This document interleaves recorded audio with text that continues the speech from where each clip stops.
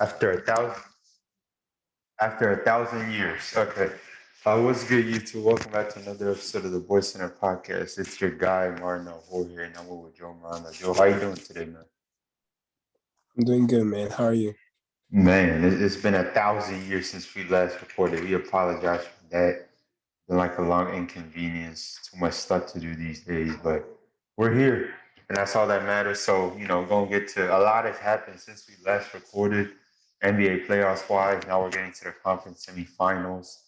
Um, let's get to the first series, Jazz versus Clippers. It's been so far lopsided. Jazz winning the first two games. If you're a Clippers fan, I don't know, man. You wouldn't feel that worried, but you kind of feel the here we go again type of feeling with these Clippers.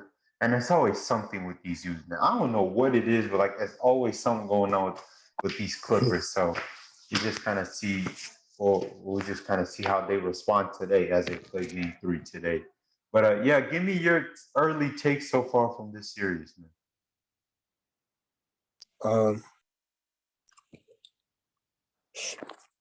you know, Utah Jazz really came ready to play. Like Donovan and the whole team, they came ready to play, and it's really impressive. Like the way they've been playing all season too. So yeah, it's really just Utah being Utah at this point. And Yeah. for the Clippers, I don't know, man. I'm kind of worried for the Clippers because it's really just it looks like it's gonna happen again for them, like happened last year. I mean, So you calling it quits? You saying that's it for him? I say, yeah, honestly, Really? I Like, are you booking it, yeah, and are you saying that the Clippers, even if they win a couple games, like they're done in this series? I'd say that, yeah, Oh, okay. How many yeah. games? How many games? Okay, then how many games do you expect Utah to beat them in? I'd say six Six. games. Okay. Yeah, Okay. it's Yeah. obviously not gonna be easy, but I feel like Yeah. Utah is gonna go through. Yeah. Yeah. Yeah. I mean, I wouldn't throw in the white flag yet if I was the Mhm. Clippers because there's still two games left to really determine how this series goes. But hey man, you're not exactly wrong. Like we've seen this last round against the Mavericks and they came all the way back and beat them in 7 games. Except this isn't Dallas. This is Utah. This is a different challenge that they had because like in Dallas, if Luca wasn't doing well, then you have a great chance of winning. But now, not only not only in Utah, you got to deal with Donovan Mitchell. You got to deal with obviously Joe Ingles shooting the ball, Bogdanovich, Jordan Clarkson coming off the bench for him and giving them a spark.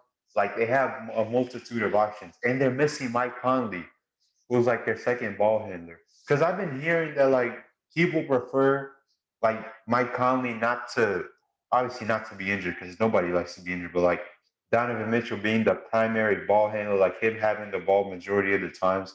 Like I don't know, man. Like, wouldn't you rather prefer to see Mike Conley too to help out Donovan as well? Because like I want to see Donovan be like the primary ball handler, but it's good to have Mike Conley there too, right? Yeah, for sure. Especially if you want to like take a breather, man. Like you can't be playing the whole game like this. It's like the playoffs too. Like It's you a get yeah. tired quick. You So get tired if you're gonna have regardless. the ball the game, so I don't know Yeah. about that.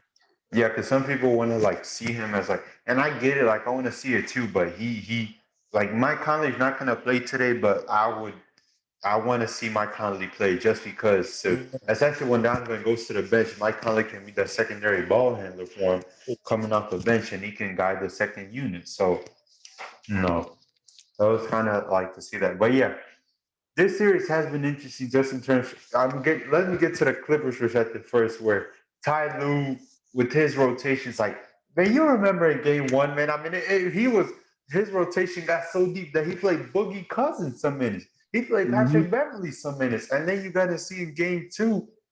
He adjusts. He plays within their bench. Rondo doesn't play. Pat Bev gets a lot of minutes.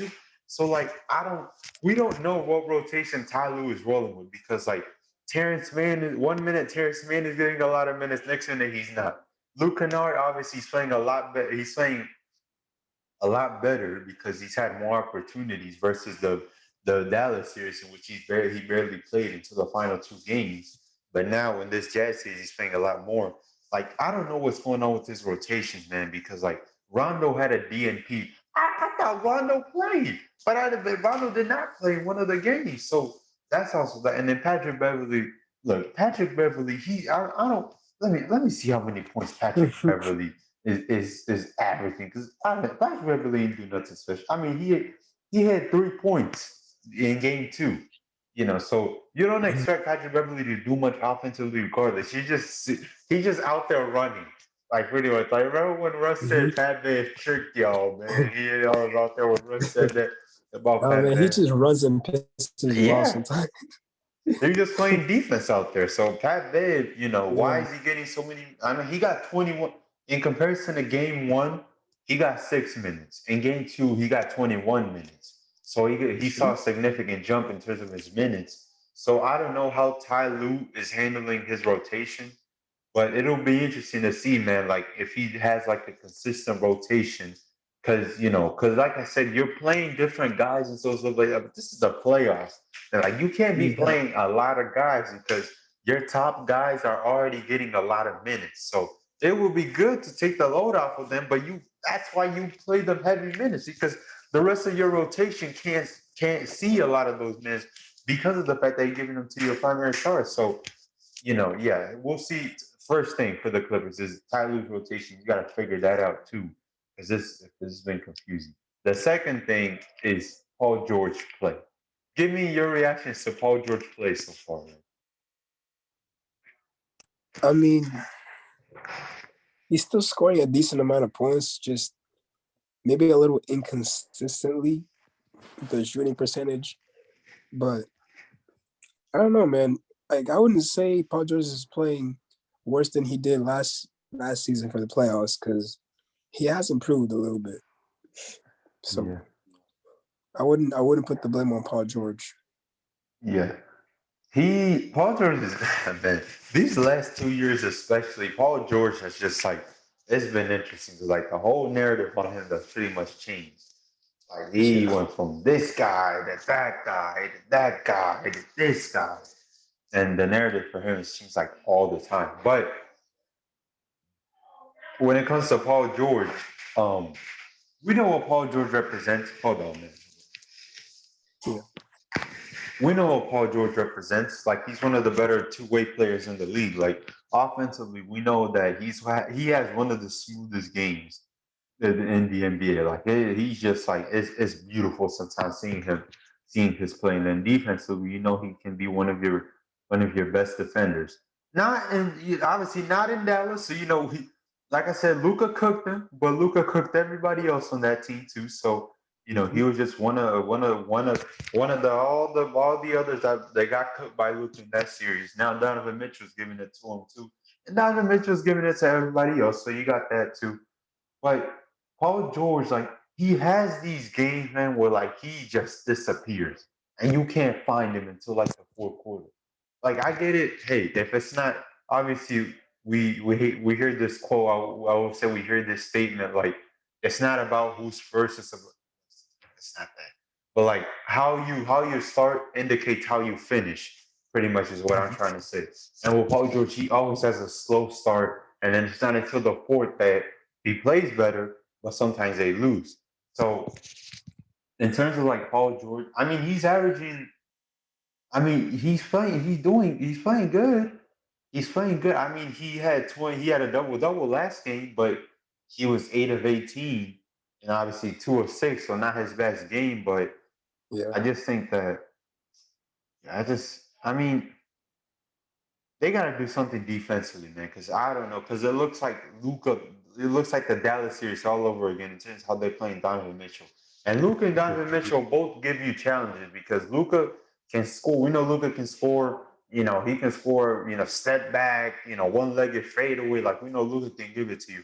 But Donovan Mitchell also gives you problems just because of the slashing ability and because of the fact that he's so explosive and and he's so quick and also for the fact that it can hurt your defense in terms of like helping and do you help or do you stay on your do you help or do you stay on your man? and you can't. Yeah. You're in that position just because of what he brings to you. Like from a slashing perspective, like he opens up the floor so much, and so it's just that Paul George. I mean, would I don't know. Like Paul George is just.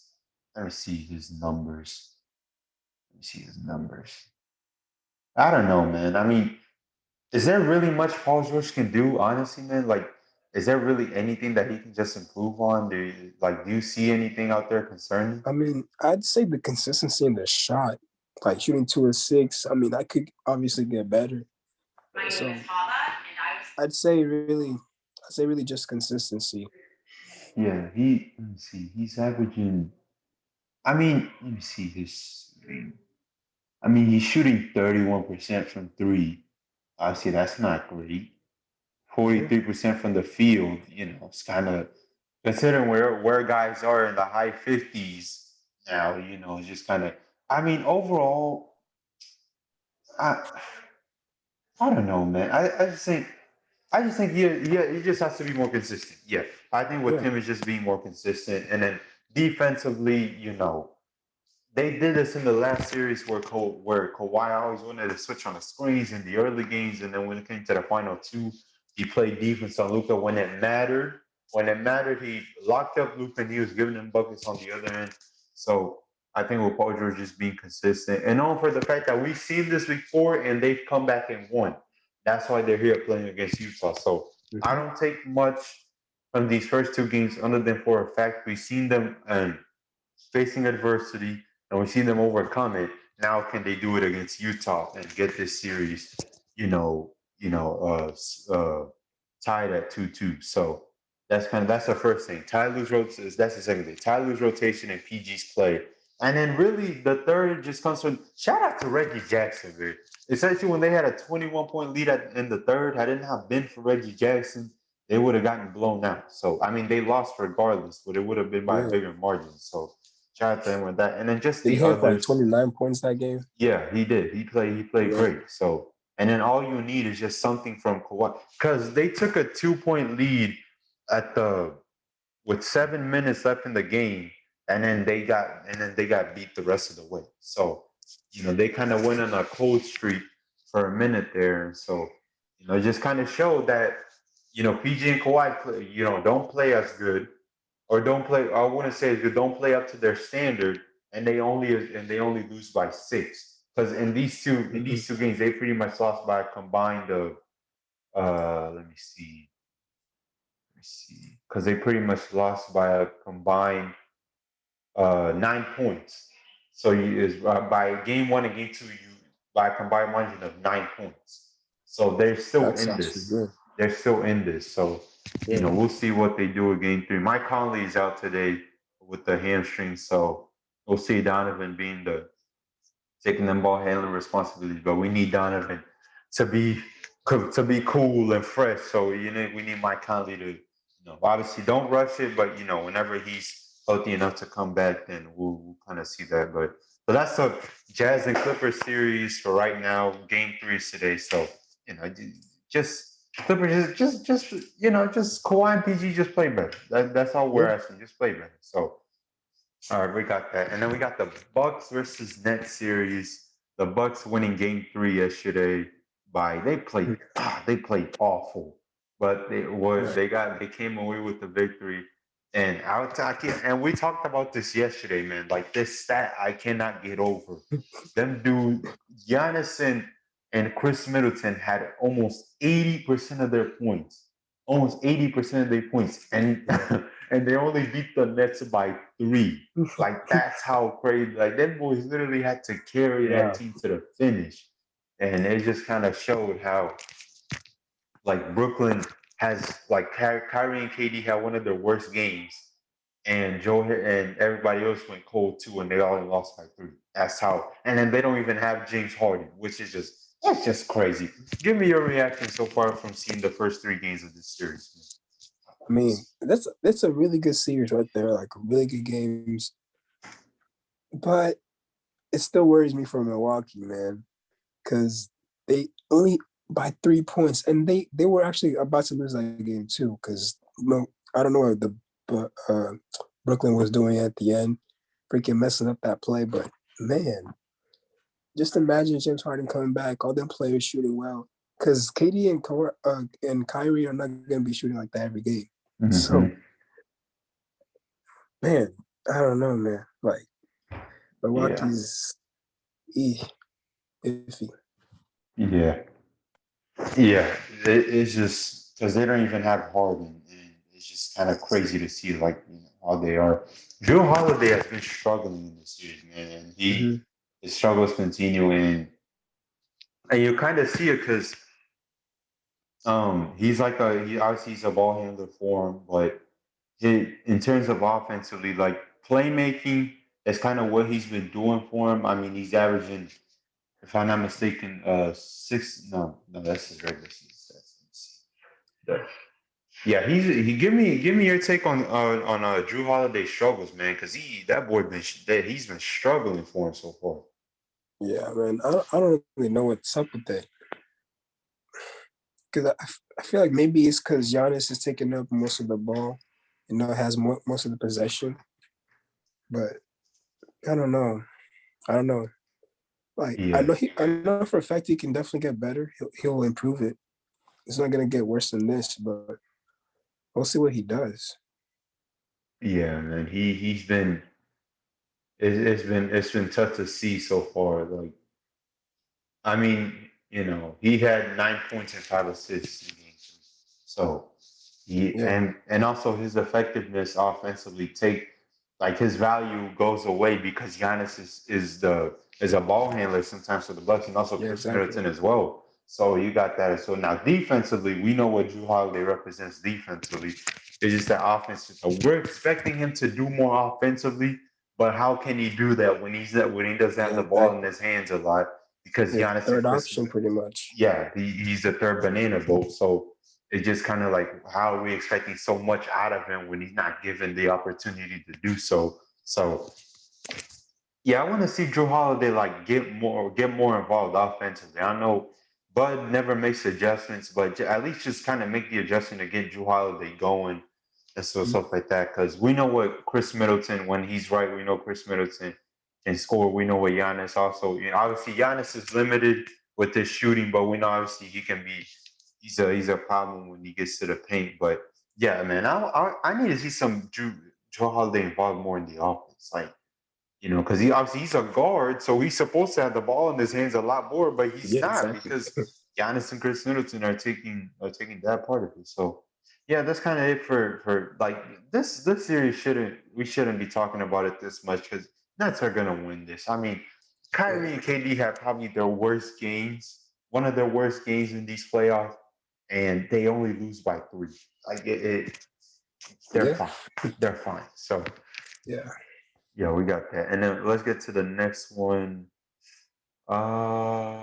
Let's get to this one. Yeah, Nuggets versus Suns. Looking like it's about to be a sweep now. Suns won yesterday. Uh, give me your takes on this series so far, man. I might have to get out the Man. room low key. Man. The Suns, like the Suns are impressive right now, man. And Chris Paul, Devin Booker leading this team. It's impressive. I love watching the Suns play. The shooting, everything consistently. I just feel bad for Jokic and the Nuggets because I honestly wanted them to go far. I really did. It's kind of Mhm. sad because Murray's not there, so Jokic doesn't have as much help. And then MPJ can't really, Mhm. like we talked about last night, he wasn't really ready for that moment. Yeah. Yeah. So Yeah. Apparently, they said during the game that he was dealing with like a back issue, and I think this is the same back issue that he's had since he's been drafted in the league, and that's primarily the reason why he fell in 15. Because had it not been for that, he would have been a top 5 pick. So that's why he got drafted so low, was because everyone knew the potential that he brought, but it was his injuries that raised a major red flag. But the Nuggets still took him weapons. We know he still has a lot of potential, but oh my god, bro! Like he's getting because he not only he's not giving you nothing offensively, but also defensively, they're exploiting him. Just like what the mhm. Lakers did in the bubble last year, they kept going after Michael Porter Jr. and the Clippers did that too. in the previous year. So now it's carrying into this one, into these years where he keeps getting exposed on defense. And so, defensively, that we thought that's his biggest improvement is defensively. And then obviously offensively, there was like a clip, I don't know if you remember, man, last year where Nuggets lost one of their games and Michael Porter Jr. talked about, I need more touches or I need to be more involved in the offense. And I think the next game, then he played well. So I think you had that, but it kind of gave you like a major red flag. It's kind of like, whoa, a rookie is asking for more touches. I think Michael Porter Jr. just kind of got to realize that, yeah, you're gonna get your touches, but understand that you're a rookie, like, and they're not expecting you to contribute that much because of Jokic and Jamal Murray, but Jamal Murray's hurt, so now they're expecting him to do what they're asking him to do, which is carry that load to help Jokic out as well, but he hasn't been able to do it. You can attribute that to injury and so stuff like that, but he's been struggling like overall. Like he had that great game, game six against Denver, where he went absolutely bazonkers in the first quarter when he had like Daniel when he had majority of their points. Like that's Yeah. the potential that Michael Porter Jr. has, but you don't see that all the time.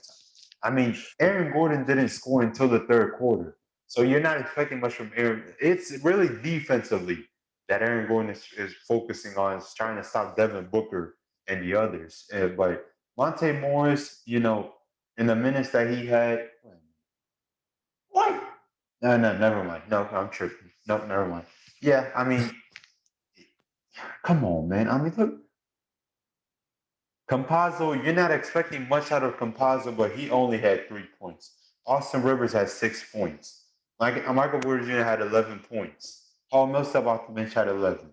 Will Barton, Will Barton, man, let's give him a pass because this is his second game coming back from the injury since April. So he's been out. So I'm Yeah. not putting him on blast, but I don't know, man. I'm looking at this right now and watching the game yesterday. You're not expecting much out of Jokic aside Mhm. from Jokic. I mean, really, man. Like, who are you gonna rely on, honestly, man? Like, who do you see? That was supposed to be Michael Porter Jr., but who else can be Yeah. that for them, man? I really don't know. I really don't know, man. Because Jokic is doing his part. Like Mhm. 28 points, 20 rebounds, 10 assists. Like he did his part. It's just can the team also come in and help? That's, That's that's the important. question. That's the question that we see. Just how Jokic is doing his part. Yeah. Like that. That's because if Jokic wasn't doing this part, they'd be getting blown out by 40. Is Oh what be yeah. happening. They would have gotten blown out by 40 if Jokic not be doing this part. But it's not Jokic. It's just. And then Austin Rivers. Well, we kind of saw that last year in the bubble for the Rockets. Remember, he had a 40-point game. So Austin Yeah. Rivers is capable of doing that. But yeah, man, it's He's not just doing it. it's just you're not expecting much, really, honestly. Like, I mean, look. I mean, Michael Porter Jr. had 15 points yesterday. Aaron Gordon had 4. Yeah. Austin Rivers had 5 points. Composo had 6 points. Monte Morris, sorry, I had the wrong stats. I had the stats of game 2. This is game 3. Oh. He had 21 points, so he did his part. Monte Morris Mhm. did his part yesterday. Will Barton had 14, but like I said, coming back from injury, this is his second game back, so you don't really expect much. And Michael Malone has him on a minutes restriction, I think. Yeah, he has him on a minutes restriction right now. Look at this, man. Jokic had 32 points, 10 assists, and 20 boards. Like, what do you want him to do? What do you You want him can't to ask for more do? than that, You man. can't ask for more than that. Yeah. And then, like, everybody else, it's a question mark because, Michael Porter Jr.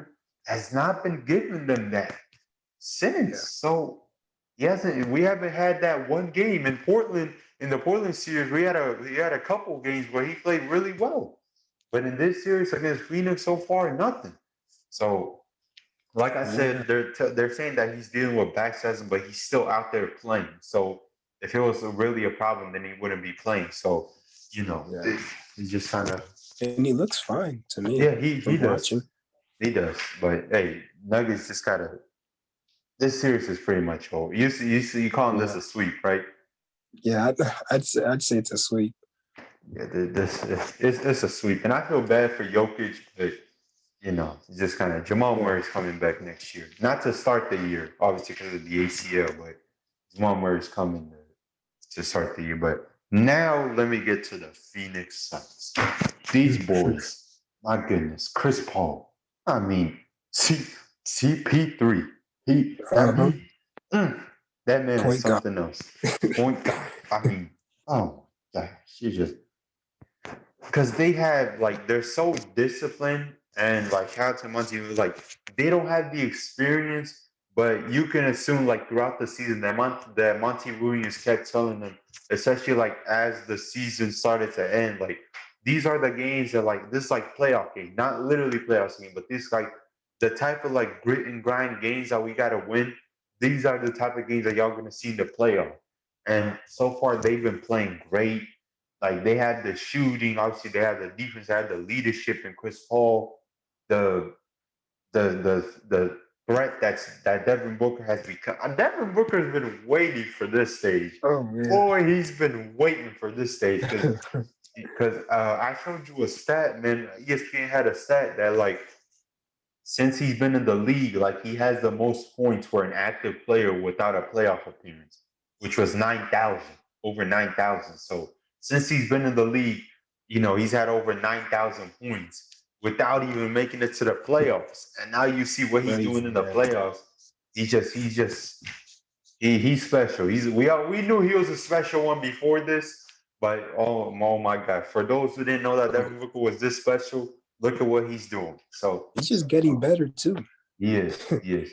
And honestly, man, like compared to the Lakers series, he's not really playing his best ball. But they've still Mm-hmm. been blowing out the Nuggets. If you look at his Yeah. numbers, let me pull up his numbers. Like compared to the Lakers series, oh yeah, Lakers series, he came out to play.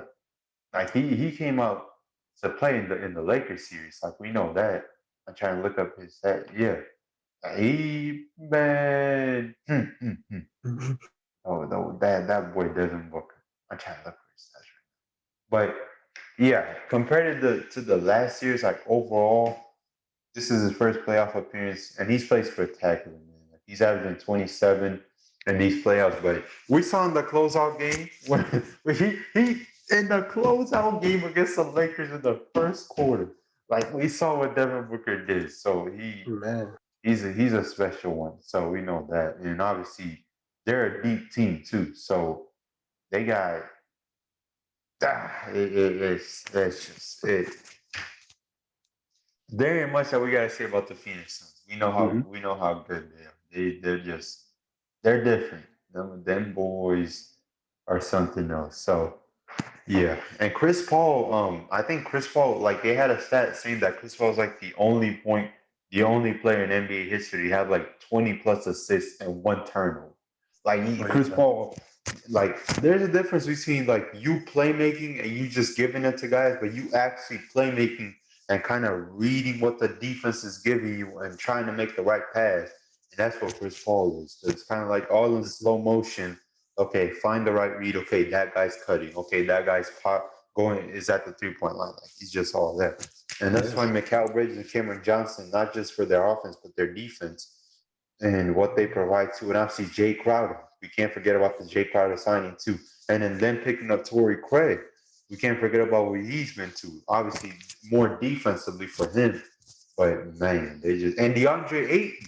Because we had an episode in which you talk about DeAndre Ayton and how good he's been for the Suns. So man, these dudes, man, just Mm-hmm. there's something. We ain't even gotta Yeah. talk much You about. can't forget about him.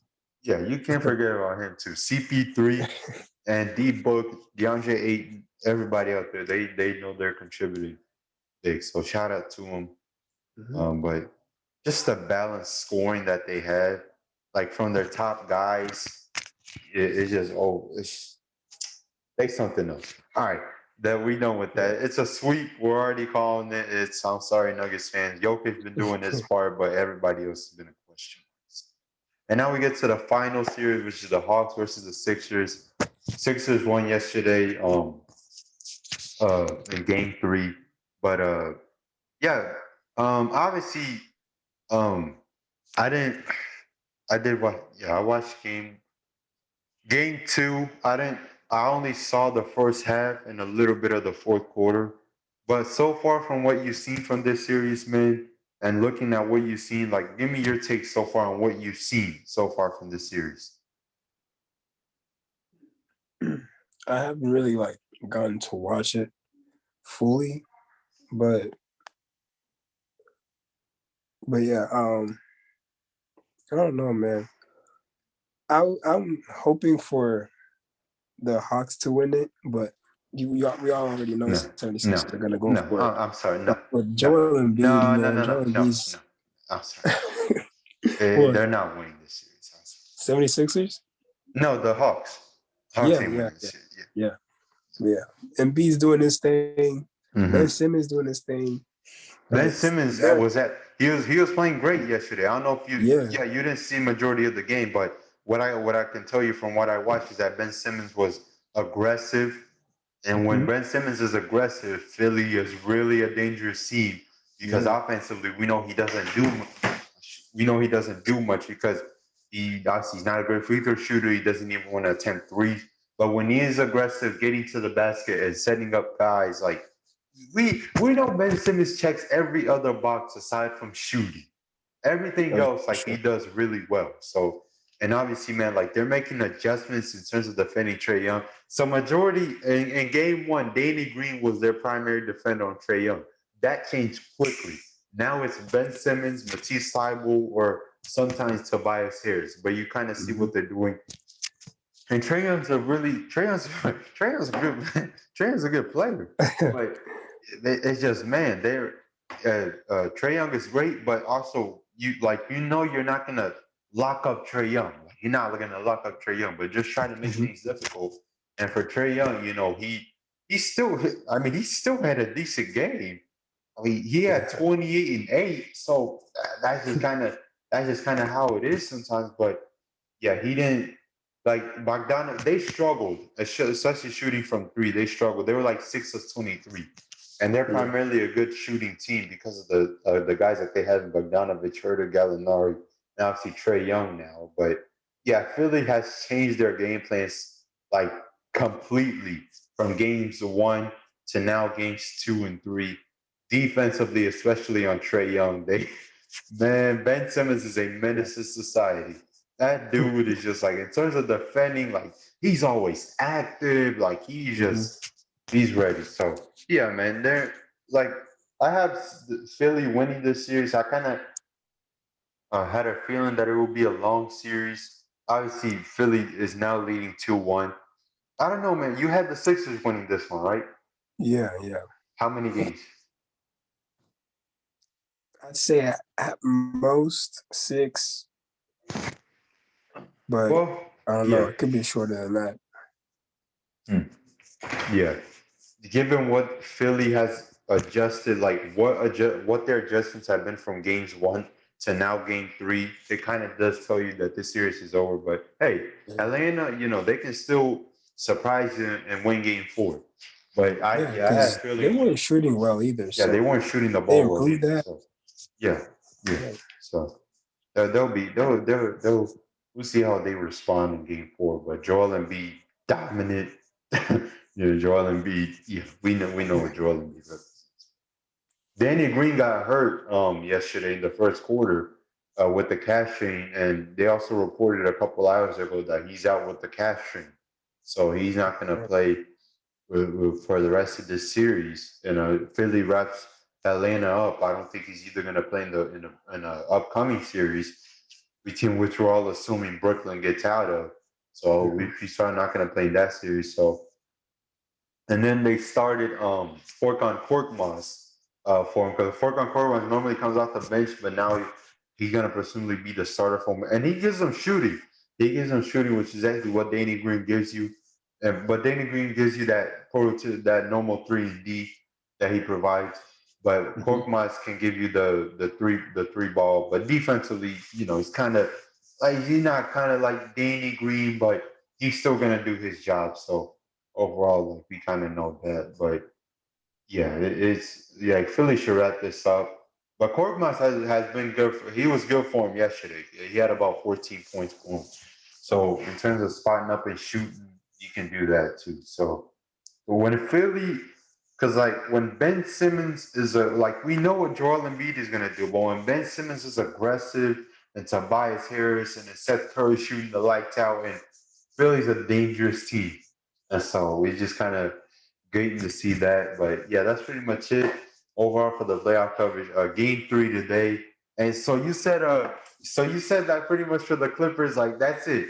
Like Yeah, man. even if they win a couple games, like they're still not you still don't see them winning this series.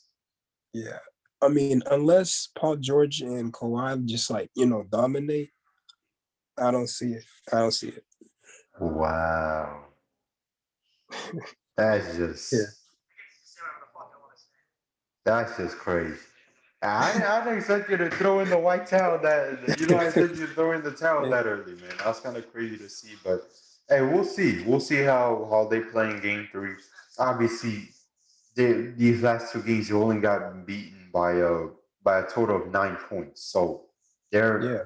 they're not playing bad. Like they're not getting blown out by 30 or 40. So they're still doing their part. It's just a matter of like, can they be more consistent? It's just pretty much the question with these Clippers. So, but we'll see. We'll see how they respond. I was fucking with him, but I think he's right though. In game three. But yeah, that's pretty much it. We got the Euro and Copa America going on right now, soccer wise. If you're a soccer fan, not soccer fan, football. If you're a football fan, it ain't really much to look forward to. Because remember, like we're all getting ready for the World Cup next year. So this is just pretty much a final reminder to remind people this is what your team is looking like going into the World Cup. But yeah, there ain't much going on. Just aside from that, that's it. Um, and overall, looking forward to we're planning on uploading now twice a week it costs us we've been missing a long time, so we're gonna get back on that as soon as possible. But yeah, that's pretty much it. We'll see y'all in a couple days. We'll have a date on when we're gonna come back recording. But yeah, you got anything else, man? Nah, I'm good. Yeah. All right. We'll catch up with y'all next